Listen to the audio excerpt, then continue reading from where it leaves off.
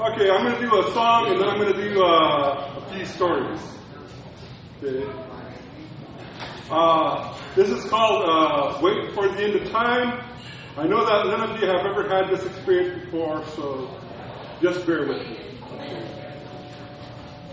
Wait for the end of time.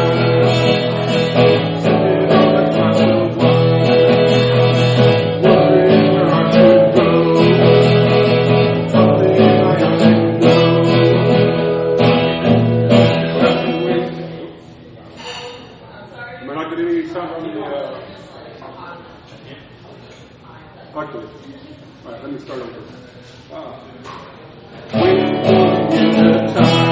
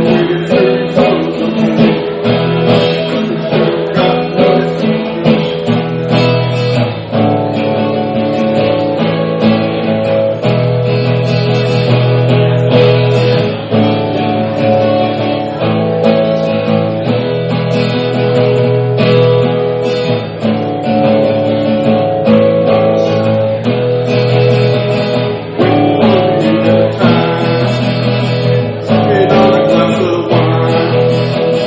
Wondering where I should go. Something I got to know.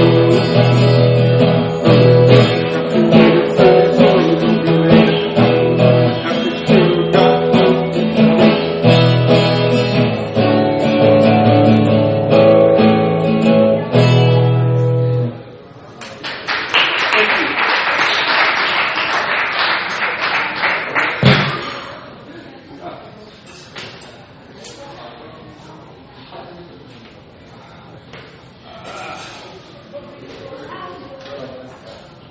Okay, so let's see. I guess this first story is out.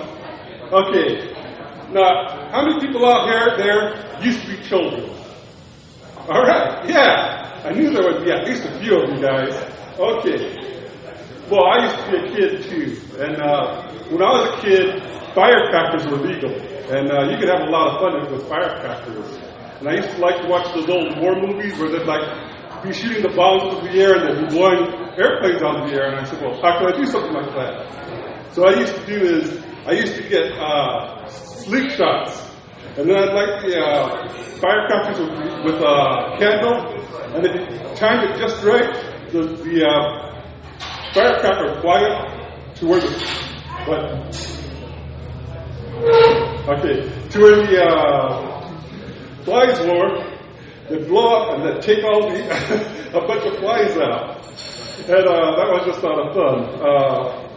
However, I kind of got this idea, and I decided to do kind of the same thing with fire ants. And it turned out to not be as great an idea as with the flies. Because, you know, what the fire ants do is, their only reaction is to attack. And so, I would light the firecrackers and I'd throw it on the fire ant pole. And then, I mean, these fire ants would just swarm over these firecrackers and it would blow up these fire ants. And I was thinking it was really cool, and all these other people were thinking it was really cool too. And so I got a bunch of people just circling around, which means throwing firecrackers on these fire ants. But the problem is that just the hole that you see isn't all where the fire ants are. And what happened was all these fire ants from like 10 yards around just started to come up out of the ground and just sting everybody. And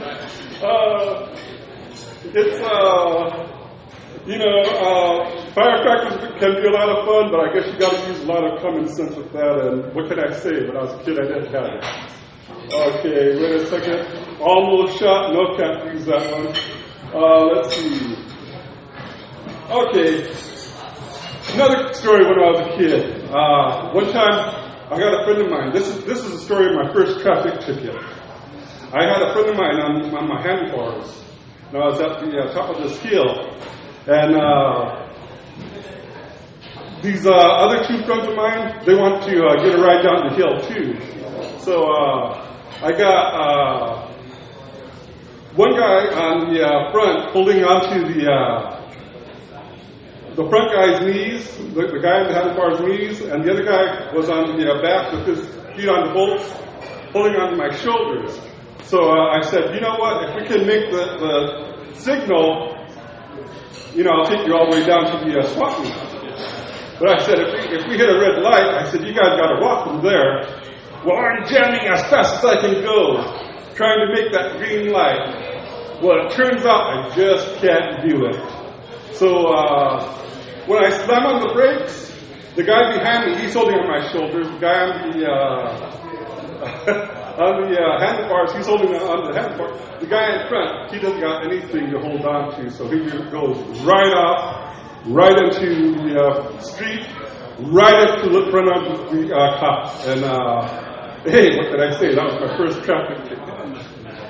And let's see. There was another story when I was a kid. There was this cafeteria, and there was also a lot of construction going around. And we used to make like armor out of the carpet.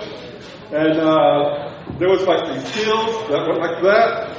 And so we'd get on the hills and we'd start to joust. And we had these 8-foot-long 2x4s, and we'd try to knock each other off the bikes. And, well, this one guy got this idea that he was going to use a 16-foot-long 2x4. Well, I had actually tried to do that before, but I realized that there was a problem with that. Because, like, it's not when you're using a horse, because you're actually using all your strength. So when he went down like that, he went, like, pole vaulted him off the bike. And, let's see. Yeah. I was in the Scared Straight program. And this is a true story, because this was actually when it was first starting. It wasn't even called Scared Straight at the time.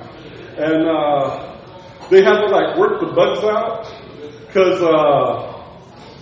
it turns out, well, they decided to show this movie at the beginning of us being in there. And it was a really stupid movie, because it was like this guy, and he's supposed to be on an acid trip, and he's, okay.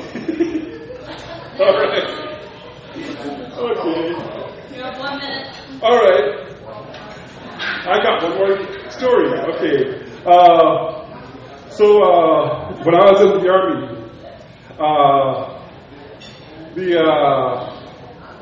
you're supposed to sleep with the rifle between your legs when you're out in the field.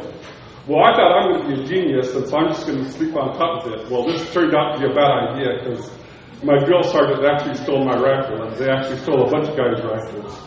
Well, these guys are just gloating over, being able to steal these rifles from all these recruits.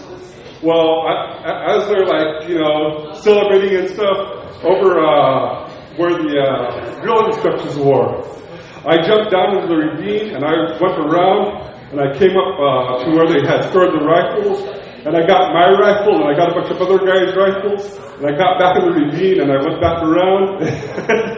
Just started to hand these rifles back to everybody, and so they called Hernandez, and mine was the first name they called. They said, "Where's your rifle?" And I said, "Right here, drill instructor." Okay, that's it.